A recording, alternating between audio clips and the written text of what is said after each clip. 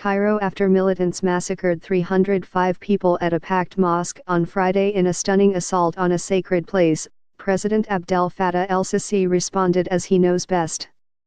Mr. Sisi went on television vowing to take revenge and strike back with an iron fist.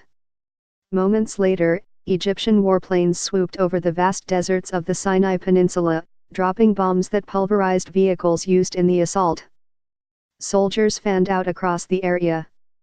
But that furious retaliation, which follows years of battle in Sinai against a vicious Islamic State affiliate that downed a Russian passenger jet in 2015 and has regularly attacked Egyptian security forces there, revived the most troubling question about Mr. Sisi's strategy in the desert peninsula: why is it failing? One of the most striking aspects of the carnage that unfolded on Friday, the deadliest terrorist attack in Egypt's modern history, was how easy it was for the militants to carry it out. In a statement issued on Saturday, Egypt's Prosecutor General, Nabil Sadik, described the grisly scene in forensic detail. Between 25 and 30 gunmen, traveling in 5 vehicles and carrying an Islamic State flag, surrounded a Sufi mosque on all sides in Bir al-Abed, a dusty town on a road that arcs across the sandy plain of North Sinai. After an explosion, they positioned themselves outside the main entrance of the mosque and its 12 windows, spraying the worshippers with gunfire. 7 parked cars were set ablaze to prevent victims escaping.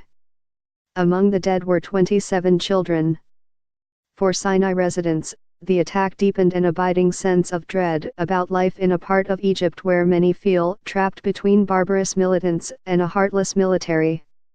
At a hospital in nearby Ismailia, survivors recounted how they leapt through windows as militants raked them with gunfire, or of watching their friends and relatives die. If even mosques are being targeted, then where are we safe, said Mohammed Abdel Salam, 22.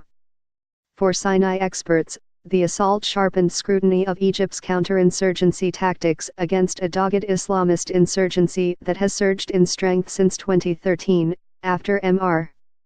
Sisi came to power in a military takeover.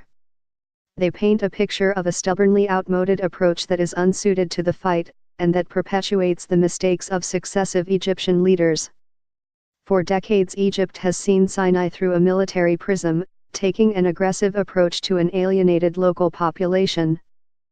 The military has engaged in summary executions and the destruction of whole villages, while offering little to solve the region's deep social and economic problems, including chronic unemployment, illiteracy, and poor access to health care. Egyptian soldiers and conscripts are hunkered down inside heavily protected bases, venturing out in armored convoys that barrel down long, exposed roads. Those roads are filled with checkposts manned by nervous soldiers, many of them conscripts. The insurgents, some with roots in Sinai's long tradition of smuggling, skirt through the desert. The Egyptians have failed to acknowledge that ISIS is not just a terrorism threat, said Andrew Miller, a former Egypt specialist at the National Security Council, now at the Project on Middle East Democracy in Washington.